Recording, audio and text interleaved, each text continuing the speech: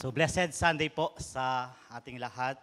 Isang masayang araw muli ang ibinigay sa atin ng Panginoon dahil nagkasama-sama tayo para papurihan siya at sambahin. At patuloy na matuto at lumalim sa kanyang salita. So sa mga nagdaang linggo po ng buwan ng Abril, tayo ay pinagyaman ng Panginoon Diyos sa kanyang salita sa pamamagitan ng mga mensaheng nakatuon sa resurrection ng ating Panginoong Jesus. So napaalalahanan tayo na dahil sa muling pagkabuhay ni Kristo, ang mga makasalanan at maging ang mga mapag-alinlangan ay nagkaroon ng pag-asa na masagip mula sa mapanganib na kalalagayang iyon. Then, nung nakaraang linggo naman po, napalakas ang ating loob na magpatuloy sa buhay, bagamat abat-bat ito ng kahirapan dahil mayroong lasting joy and lasting pleasure para sa mga mananampalataya ni Kristo na sinigurado ng muli niyang pagkabuhay. So ngayong araw naman po na ito, tatapusin natin ang series sa isang mensahe tungkol sa muling pagkabuhay ng lahat ng tao. So, buksan po natin ang ating mga Biblia sa John chapter 5 verses 25 to 29. At tayo po ay makinig, basahin din natin ang salita ng Panginoon. This is the word of God. Truly, truly, I say to you, an hour is coming and is now here, when the dead will hear the voice of the Son of God, and those who hear will live. For as the Father has life in himself, so he has granted the Son also to have life in himself. And he has given him authority to execute judgment, because he is the Son of Man. Do not marvel at this, for an hour is coming, when all who are in the tombs will hear his voice and come out. Those who have done good to the resurrection of life, and those who have done evil to the resurrection of judgment. Let us pray. Lord God, we acknowledge that apart from you, without the guidance of the Holy Spirit, we will never be able to understand your word. So we thank you because Jesus Christ is in our heart. The Holy Spirit is working in our lives. So to you we entrust itong message na aming mapapakinggan, that whatever yung mensahe na gusto nyo mong aming mapakinggan at matanggap, ang siyang aming marinig ngayong umagang ito. Salamat po, ito ang aming dalangin sa pangalan ng Panginoong Jesus. Amen. So, how do you prepare for something that is about to come? For example, a super typhoon. So naniniwala ba kayo na mahalaga ang paghahanda upang makaligtas o makaiwas sa isang sakuna o aksidente? So, pamilyar po sa atin iyon. Noong November 2013, sa pagpasok pa lang po ng buwan, balitang-balita na ang papalapit sa Pilipinas na isang malakas na bagyo na may international name na Haiyan at local name na Bagyong Yolanda. Siguro malinaw pa rin sa inyong alaala ang karanasan nyo sa panahon na ito. So bago pa po makapasok ang super typhoon sa Philippine Area of Responsibility, nagbigay na ng warning ang Pag-asa at pinaghahanda ang Samar at Leyte, particularly, dahil sila ang unang tatamaan ng bagyo. Sila kanila unang papasok yung bagyo. Ang isang dapat nilang paghandaan ay yung storm surge o biglaang pagtaas ng seawater level dahil ang daluyong niyon, according sa kanila, ay posibleng aabot ng 5 to 6 meters. Ganun kataas yun, 5 to 6 meters. Ganun pa man, sa kabila ng mga babala at paalala sa kanila, nakita ng buong Pilipino, maging buong bansa, kung gaano kalala ang delubyong naranasan ng mga taga-Samar at Leyte.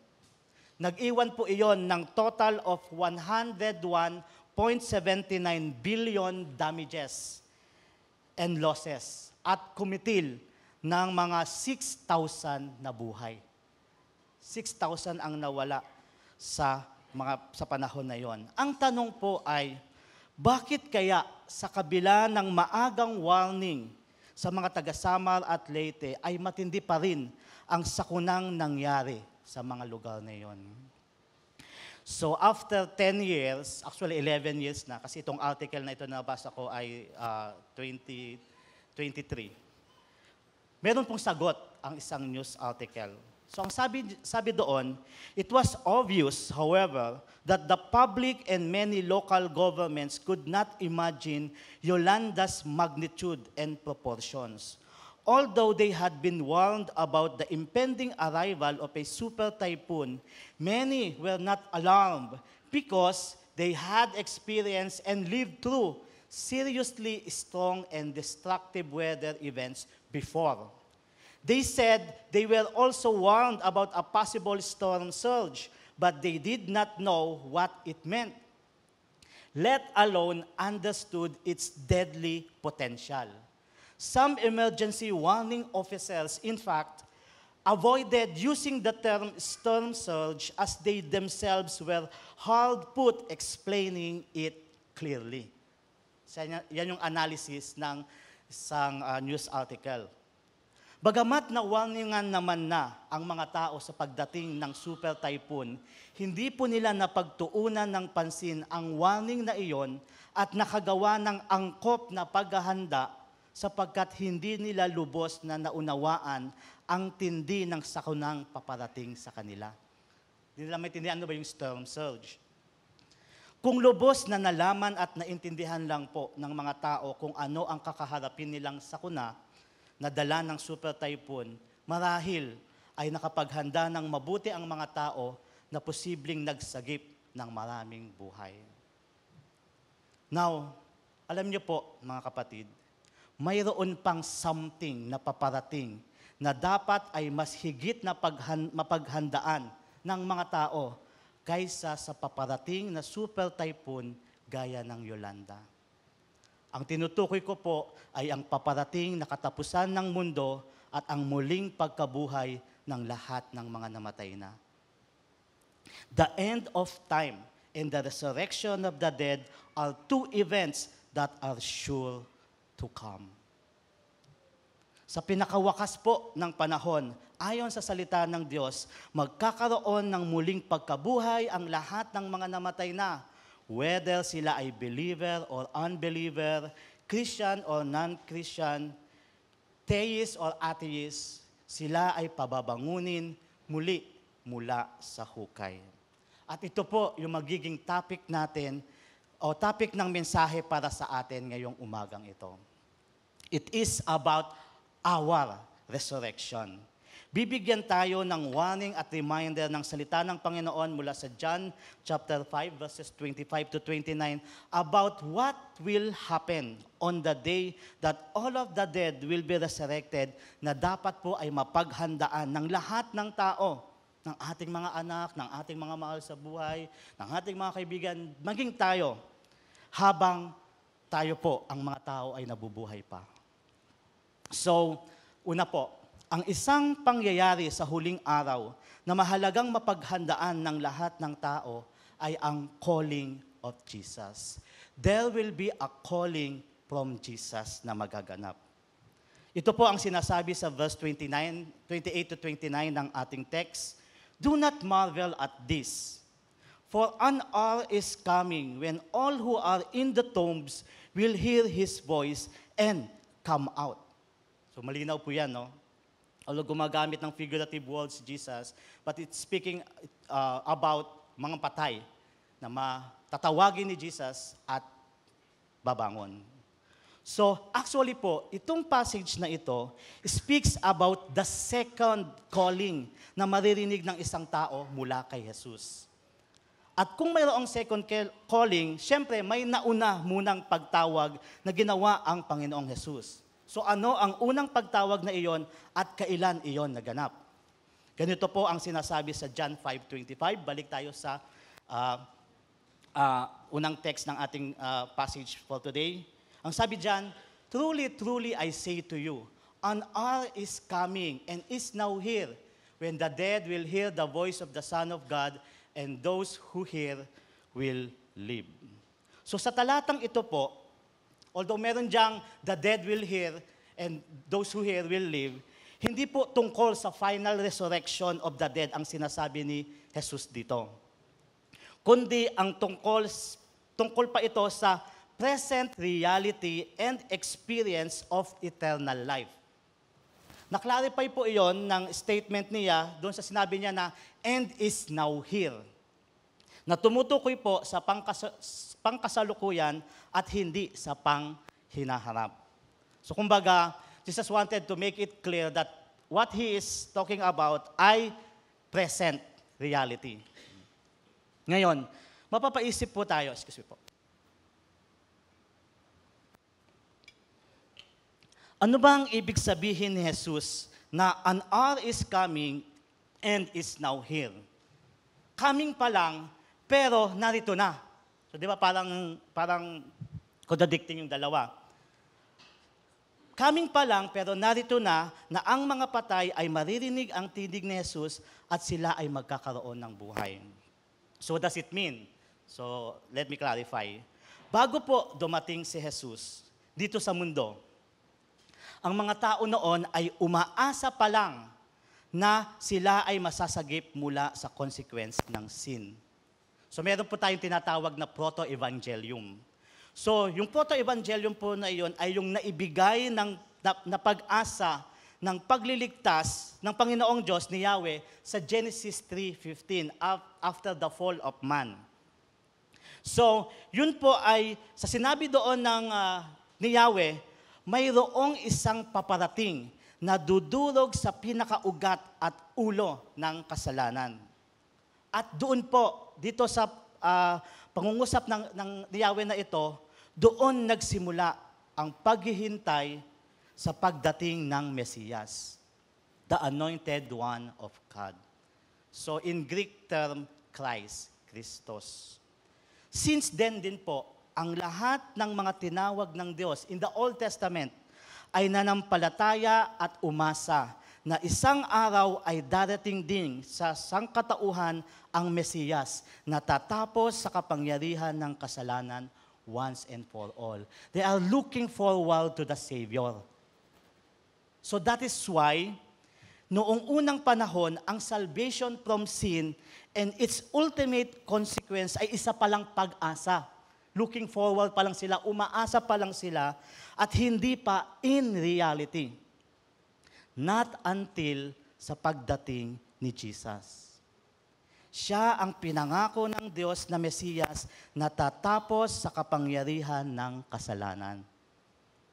Kaya po sa John 5:25, ang pananalita ni Jesus ay, an hour is coming.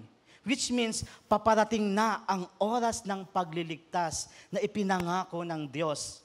At magaganap po iyon sa kanyang kamatayan at muling pagkabuhay.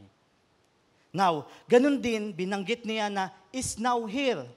Na ang ibig sabihin naman po ay the salvation has already come and is now here, embodied by the Lord Jesus Christ, dahil ipinapahayag at ipinapangaral na niya ang mabuting balita ng Diyos. So yun ang ibig sabihin ng Panginoong Jesus, that an hour is coming and is now here, when the dead will hear the voice of the Son of God, and those who hear will live. So dahil po sa nangyaring ito, ang lahat ng mga spiritually dead ay makakapakinig na ng kanyang tinig, at ang sino man na makaunawa at tutugon sa gospel calling ni Jesus ay bibigyan niya ng buhay na walang hanggan. Wow! What a wonderful message of the gospel, hindi po ba? Kaya mga kapatid, upang mapaghandaan ng isang tao ang muling pagtawag ni Jesus sa pinakahuling panahon, mahalaga na marinig na muna niya ang unang pagtawag ni Jesus, which is the gospel. At buong pusong makatugon doon. Let us remember that the hearing of the gospel is the first calling of Jesus to a person. Tinatawag sila into a relationship with God by believing in Him na ipinadala ng Diyos to save him from his or her sins. At kung tunay po na napakinggan ng isang tao ang gospel ni Christ at naunawaan niyon, mayroon pong definite at significant na tugon siyang gagawin. So ano po yon? Una, magdedesisyon siya na isusuko na niya ang kanyang buong buhay kay Jesus at sa kanya lamang magtitiwala. Pangalawa, magsisisi siya sa mga kasalanan na kanyang nagawa at tatalikuran na lahat ng mga iyon. At mamumuhay siya ayon sa kalooban ng Diyos at sa katuruan ni Jesus. Yan po ang naranasan natin, hindi po ba? Tayo po na nakapakinig ng unang calling ni Christ, tayo po ay binigyan niya ng kakayanan to respond sa calling at tayo po ngayon ay namumuhay na bilang mga buhay. We are no more spiritually dead. Pero alam niyo po, may isang mabigat na katotohanan na mahalagang malaman ng isang tao, lalo ng isang Kristiyanong patungkol sa mga tugon na iyon. Para bang isang mabigat na katotohanan sa mga tao na you have to leave your house dahil dadaanan iyan ng baha, so alis na kayo dyan. Mabigat yun kasi iwanan mo yung bahay mo at mga kagamitan mo na may iwan, malulubog sa baha. But you have to leave the house kasi mababaon ka sa tubig. So ganoon din po, itong mabigat na katotohanan na ito na kailangang malaman ng isang tao, lalo na ang isang Kristiyano, tungkol sa mga tugon na sinasabi natin. Ang katotohanan po ay hindi makakayanang makatugon ng isang tao sa gospel calling if he is spiritually dead. Kung sa sarili lamang po niyang kakayanan, hindi po kaya ng isang tao na magdesisyon na maisuko ng buong buo ang kanyang buhay kay Jesus. Hindi niya kayang magsisi at tunay na talikuran ang kasalanan. At hindi niya rin kayang mamuhay ayon sa kalooban ng Diyos at sa katuruan ni Jesus dahil he is spiritually dead. Kahit anong pakiusap o pagsusumamo o anumang pamamaraan ang ating gawin sa isang patay. Di po ba yung mga namatayan, di po ba? Pupunta sila sa kanilang patay, tapos bangon ka, hindi pwede ito, hindi pwede ito. No matter how hard that person to cry, hindi na po makakatugon ang patay sa anumang pagtawag sa kanya. Iyon ay dahil ang isang patay ay walang kapasidad at kapabilidad na marinig ang anumang salita na sasabihin sa kanya. Kailangan muna niyang magkaroon ng buhay upang magkaroon ng kakayahan na makarinig. Naniniwala po tayo doon. Kailangan mo nang mabuhay ng isang tao bago siya makatugon. And that is also the same with spiritually dead. Kailangan mo na niyang ma-revive spiritually before he can hear and understand fully the gospel calling of Christ. Kaya po, this statement of Jesus sa verse 25 is good news to all. Especially sa mga naghahanda sa araw na muling bubuhayin ang mga patay. Dahil may pag-asa pa na mapakinggan nila ang tinig ni Jesus. That is kung mabibigyan sila ng buhay. And praise God, dahil ang sabi naman po sa verse 26, for as the Father has life in Himself, so He has granted the Son also to have life in Himself.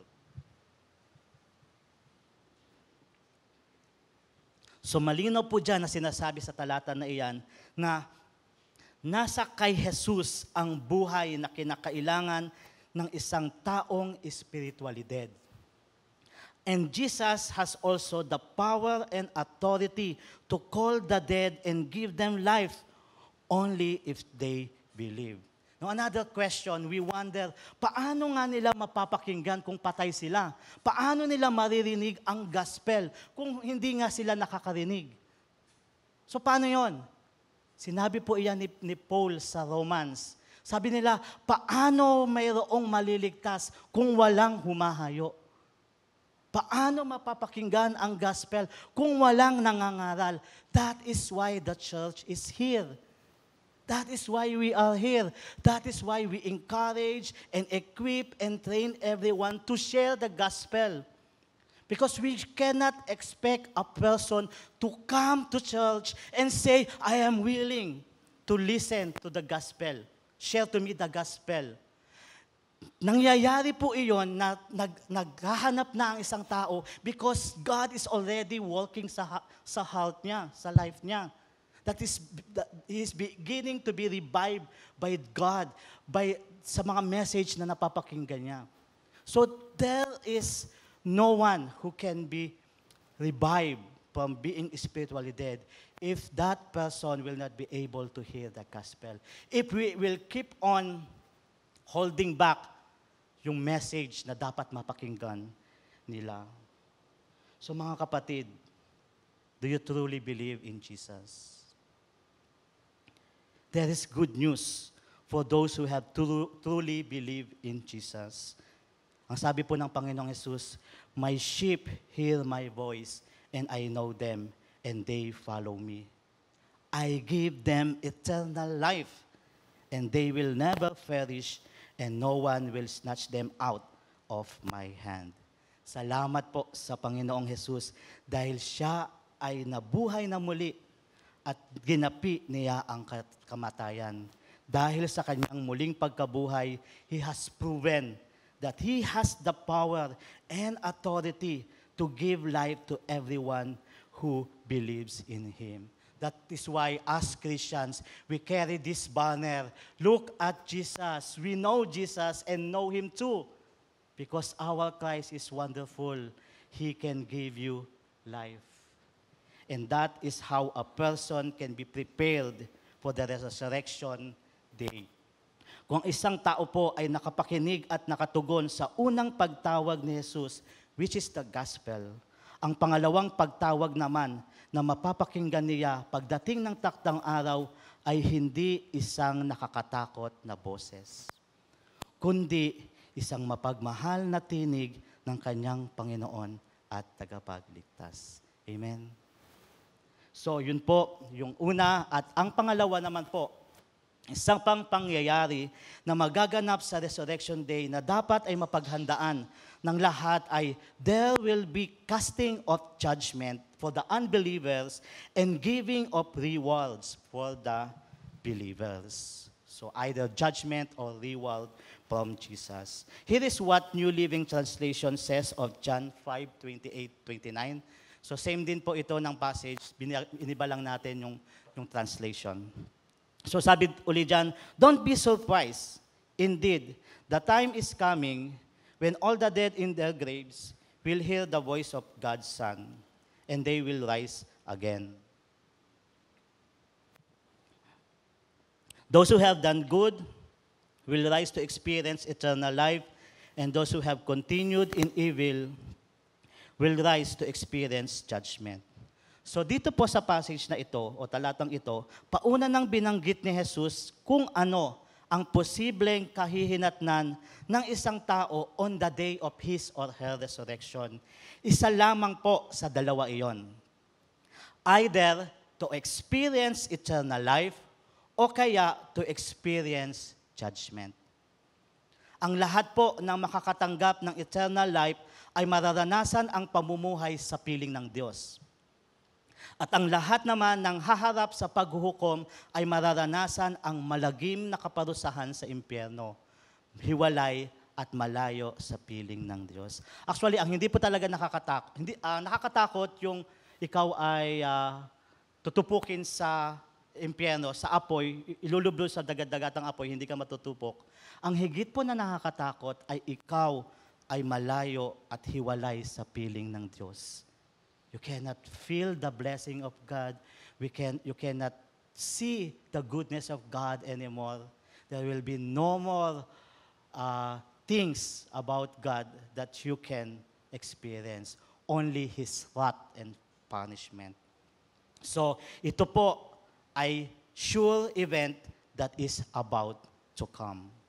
Kaya po, gaya ng mga warning na ibinibigay sa mga daraanan ng super typhoon upang makapaghanda sila, this statement could also serve as a message para sa mga nabubuhay pa upang makapaghanda sila.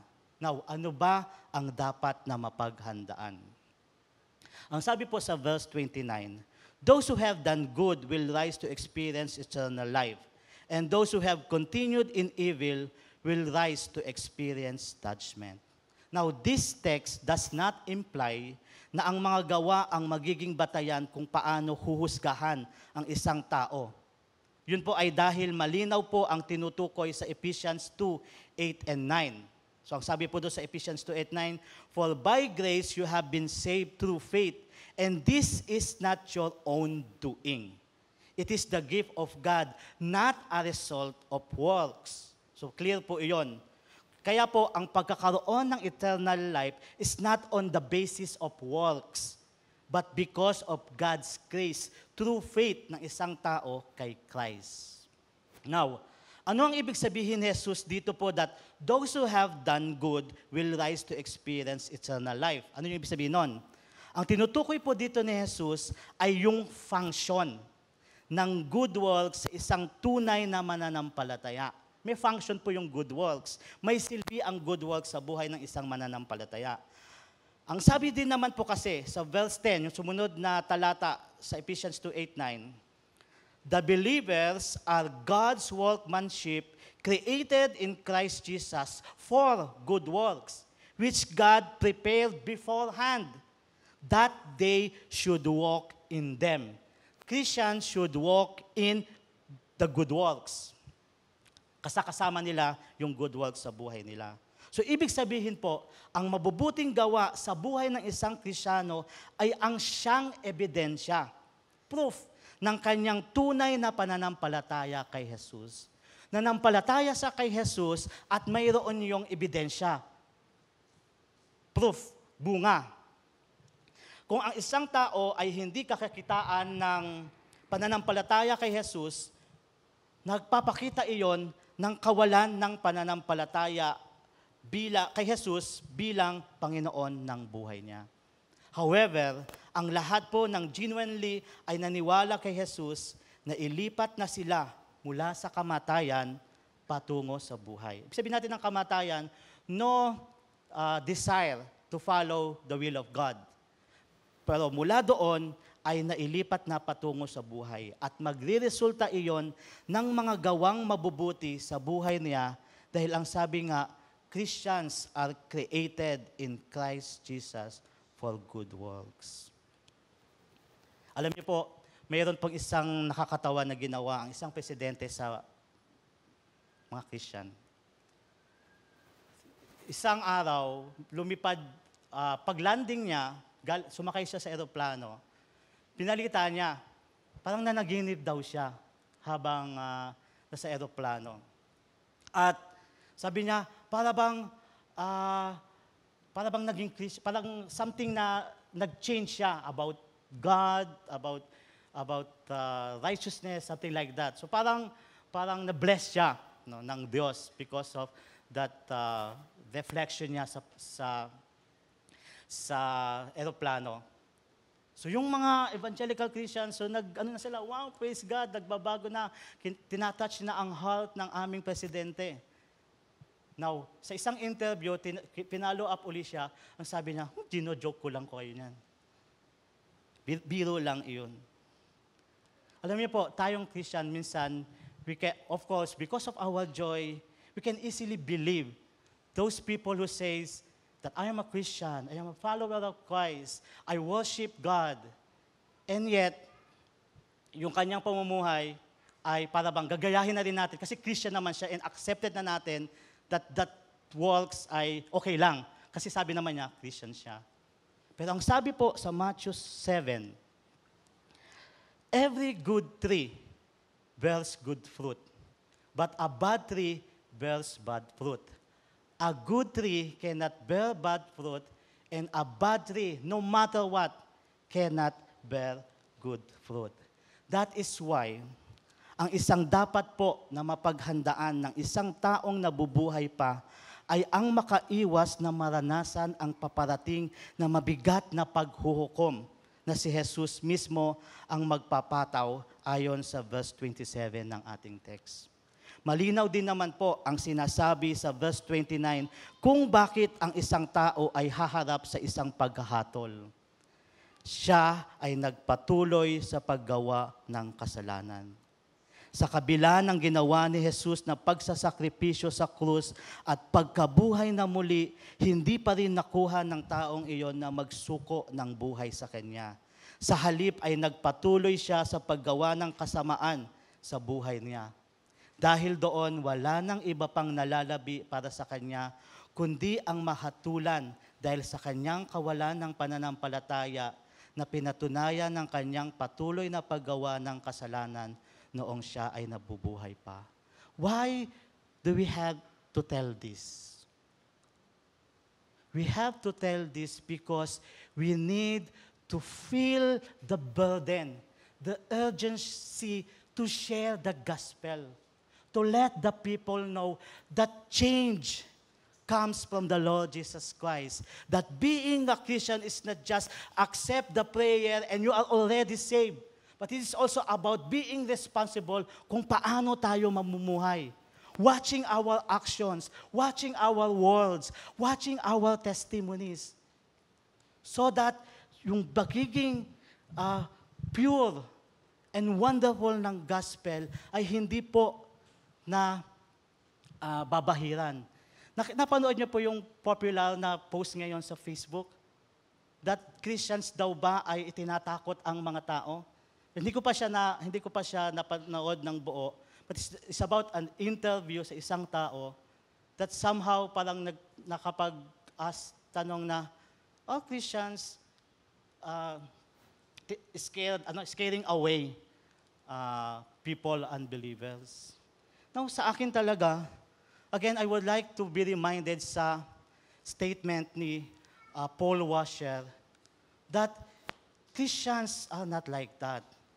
Let's ask, kumbaga, yung kung paano namumuhay ang isang tao. That it should be according to the Word of God. That church is not judgmental. Church is not soft. Church is not being swayed kung anong nangyayari sa mundong ito. Church makes stand for what is right, for what is good, and for what is the gospel. So, sabi ni Paul Washer, baka meron lang nakapasok doon sa loob ng simbahan na hindi naman talaga siya willing to accept Christ, just want to be joined sa grupo, at siya ay tumagal doon sa simbahan at natag na siya as Christian. So, as church po, we need to protect and embrace the message of the gospel that in Christ, there will be changes.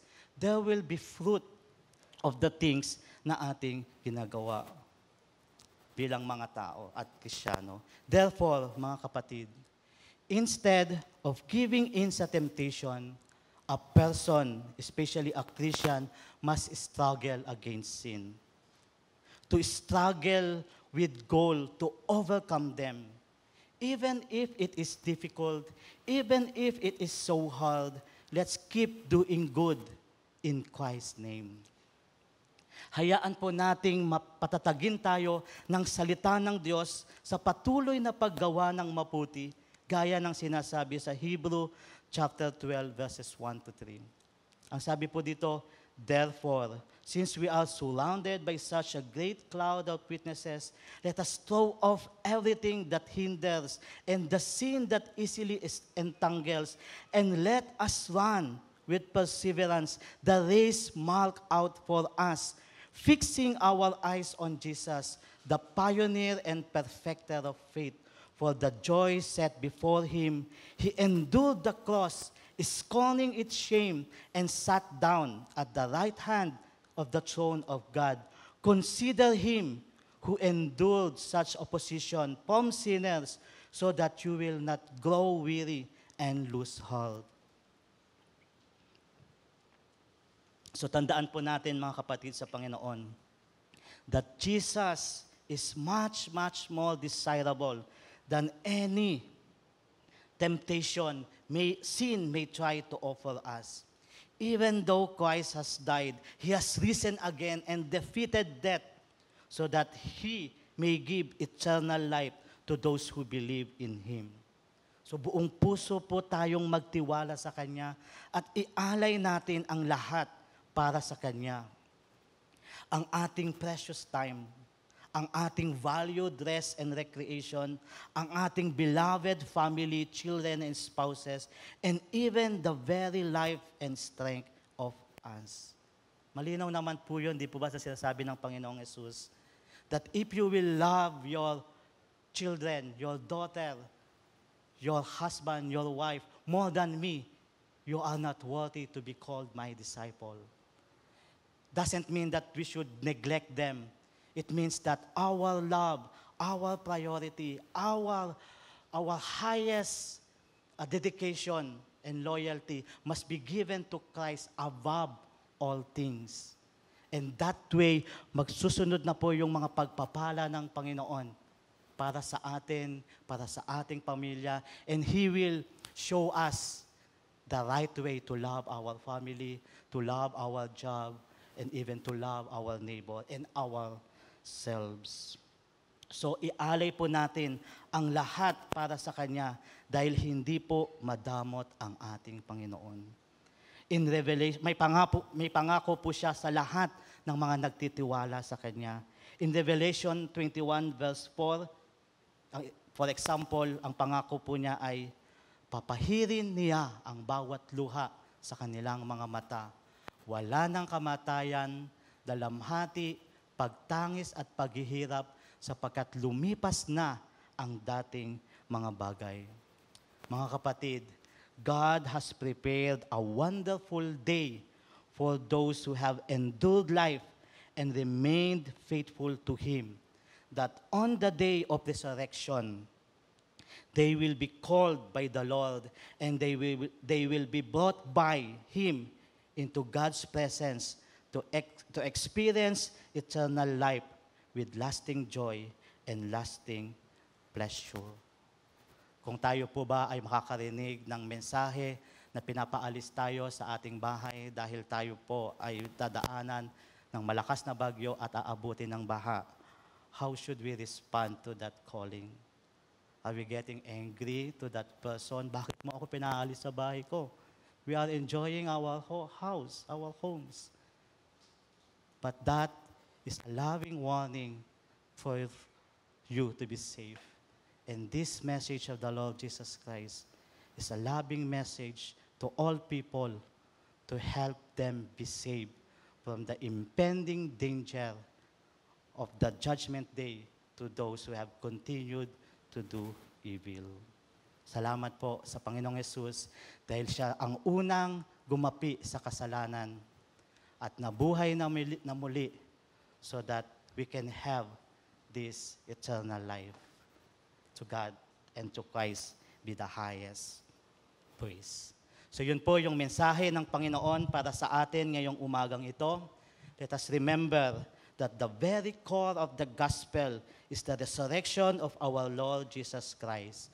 Dahil sa Kanyang muling pagkabuhay, ang lahat ng mga tunay na sumasampalataya sa Kanya ay muli ring bubuhayin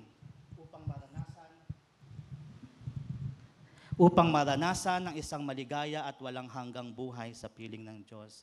Mga kapatid, magpatuloy lamang po tayo sa pagsunod kay Jesus, bagamat maraming kahirapan, pagsubok at temptasyong pilit tayong inilalayo sa Kanya.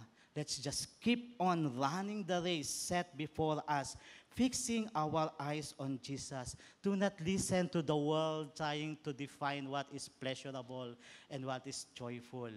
Fix on Jesus. Listen to His words. He is telling us, this is the best life for you.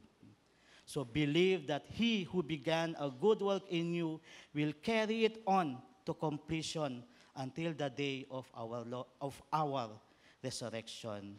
So God bless us all. Purihin po natin ang Panginoon.